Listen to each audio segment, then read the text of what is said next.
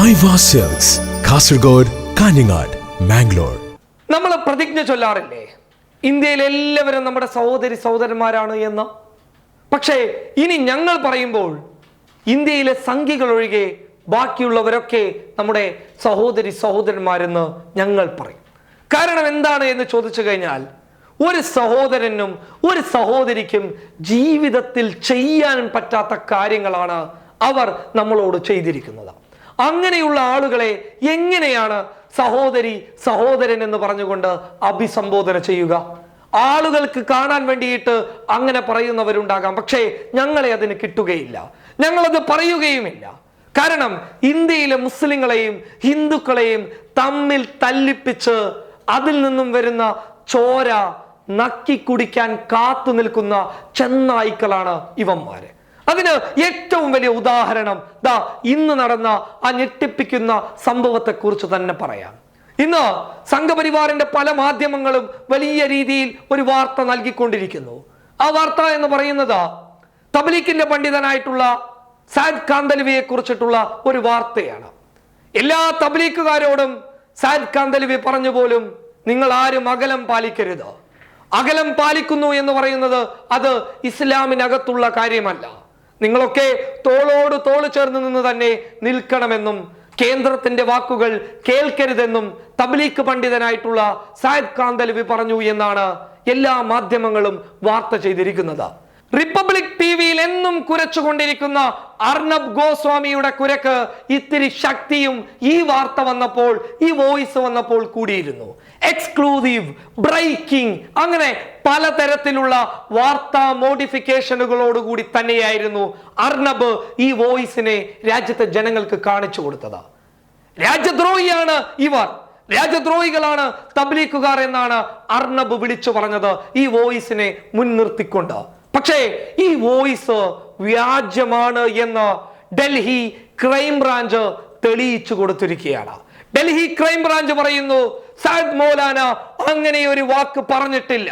സയ്യിദ് മൗലാനയുടെ പേരിൽ പ്രചരിക്കുന്നത് തെറ്റായ ശബ്ദ സന്ദേശമാണ് എന്ന് ഡൽഹി ക്രൈംബ്രാഞ്ച് ഫോറൻസിക് പരിശോധനയ്ക്ക് ശേഷം ആ വോയിസിനെ, ആ ശബ്ദ സന്ദേശത്തെ മുന്നിൽ നിർത്തി പറയുമ്പോൾ അദ്ദേഹത്തെ രാജ്യദ്രോഹികളാക്കിയവരോട്, അദ്ദേഹത്തിന്റെ സംഘടനയിലുള്ള അഥവാ ആ കൂട്ടത്തിലുള്ള പ്രവർത്തകരെ തീവ്രവാദികളാക്കിയവരോട്, രാജ്യദ്രോഹികളാക്കി ചിത്രീകരിച്ച് അവരെ നവമാധ്യമങ്ങളിൽ വ്യക്തിഹത്യ ചെയ്തവരോട് ഞങ്ങൾ ചോദിക്കുകയാണ്, നിങ്ങൾ എങ്ങനെയാണ് ഞങ്ങളുടെ സഹോദരി സഹോദരന്മാരായി മാറുന്നത്?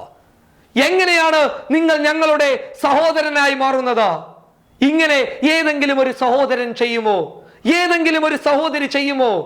ഒരു മതവിഭാഗത്തെ മാത്രം ഇങ്ങനെ ഇതുപോലെ പച്ചക്ക് വേട്ടയാടുമോ?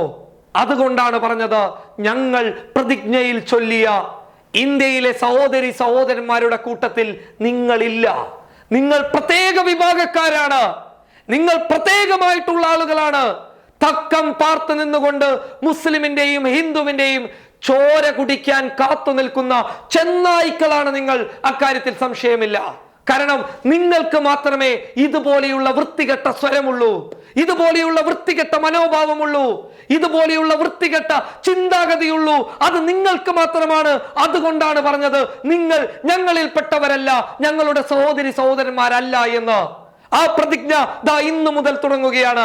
സംഘികളല്ലാത്ത എല്ലാവരും ഞങ്ങളുടെ സഹോദരി സഹോദരന്മാരാണ്, നിങ്ങളല്ല. ഏത് ഭരണകൂടത്തിന് മുന്നിലും വിളിച്ചു പറയാൻ തയ്യാറാണ്. കാരണം ഇതുപോലെയുള്ള വ്യാജ പ്രചരണങ്ങൾ അഴിച്ചുവിട്ട്, ദേശീയ മാധ്യമങ്ങളിലൂടെ അഴിച്ചുവിട്ട് രാജ്യത്തെ ജനങ്ങളെ തെറ്റിദ്ധരിപ്പിക്കുന്ന നിങ്ങളോട് ഇതിനേക്കാൾ കൂടുതലായിട്ട് ഒരുപാടുണ്ട് പറയാൻ. പക്ഷേ ഒരു രേഖയുണ്ട്, ആ രേഖ കടക്കാൻ ഞങ്ങൾ തയ്യാറല്ല. അതാണ് ജനാധിപത്യ രാജ്യത്ത് ഞങ്ങളെപ്പോലെയുള്ള ആളുകൾ ചിന്തിക്കുകയും മനസ്സിലാക്കുകയും ചെയ്യുന്ന രേഖ.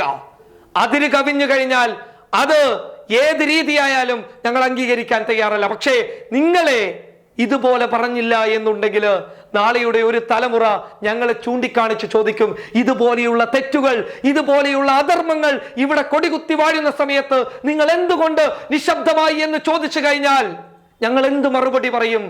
അവർക്കുള്ള മറുപടിയും കൂടിയാണ് ഞാൻ അടങ്ങുന്നവരുടെ ഈ ശബ്ദം. ഫാസിസ്റ്റുകൾക്ക് മുന്നിൽ നിലപാടുകൾ പണയപ്പെടുത്താൻ ഞങ്ങൾ തയ്യാറല്ല. ഫാസിസ്റ്റുകൾക്ക് മുന്നിൽ അടിയറവ് പറയാൻ ഞങ്ങൾ തയ്യാറല്ല. ഫാസിസ്റ്റുകൾ ഈ രാജ്യത്തിന്റെ ശത്രുക്കളാണ്. നോക്കൂ, മഹാമാരി എന്ന് പറയുന്ന ഒരു വലിയ വൈറസിന് നേരെ നമ്മൾ യുദ്ധം ചെയ്യുന്നതിനിടയിൽ 3 മാസം ഗർഭിണിയായ ഒരു യുവതിയെ തടവിലാക്കിയിട്ടുണ്ടെങ്കിൽ ഇവരാണ് ഈ രാജ്യത്തെ ഏറ്റവും വലിയ വൈറസ്. കൊറോണയേക്കാൾ വലിയ വൈറസ് ഇവർ തന്നെയാണ്. എല്ലാവരും പോരാട്ടം നടത്തുന്നതിനിടയിൽ, ആ പോരാട്ടത്തിനിടയിൽ രാഷ്ട്രീയ ലാഭം കൊയ്ത ഇവര് തന്നെയാണ് ഏറ്റവും വലിയ വൈറസ്. സംശയം വേണ്ട, അക്കാര്യത്തിൽ യാതൊരു സംശയം വേണ്ട. അതാണ് പറഞ്ഞത്, വ്യാജ പ്രചരണങ്ങൾ നടത്തിയിട്ട് നമ്മുടെ രാജ്യത്തെ ഇവർ വഞ്ചിക്കുന്നു എന്ന്. ഈ വഞ്ചനയിൽ നമ്മൾ വീണു പോകരുത്, നമ്മൾ മറുപടി കൊടുക്കണം. സാദ് മൗലാന പറഞ്ഞു എന്ന് പറയുന്ന അകലം പാലിക്കരുത്, കേന്ദ്രത്തിന്റെ നിർദ്ദേശങ്ങൾ തള്ളിക്കൊണ്ടുള്ള ആ വോയിസ് സന്ദേശം തെറ്റാണ് എന്ന് ഡൽഹി ക്രൈംബ്രാഞ്ച് പറയുമ്പോൾ നിങ്ങൾക്ക് എന്തുണ്ട് മറുപടി? നിങ്ങൾക്ക് എന്തുണ്ട് മറുപടി? ഡൽഹി ക്രൈംബ്രാഞ്ച് വളരെ വ്യക്തമാക്കി പറയുമ്പോൾ സംഘപരിവാർ മാധ്യമങ്ങളെ നിങ്ങൾക്ക് എന്തുണ്ട് മറുപടി? ഉളുപ്പില്ലാത്ത വർഗങ്ങളാണ് നിങ്ങൾ. മുസ്ലിങ്ങൾക്കെതിരെ എന്തെങ്കിലും ഒന്ന് കിട്ടിക്കഴിഞ്ഞാൽ അത് ആറ്റം ബോംബ് പോലെ പൊട്ടിക്കാൻ തയ്യാറായി നിൽക്കുന്ന നിങ്ങൾ ഈ രാജ്യത്തിന് അപകടമാണ്. News desk public Kerala.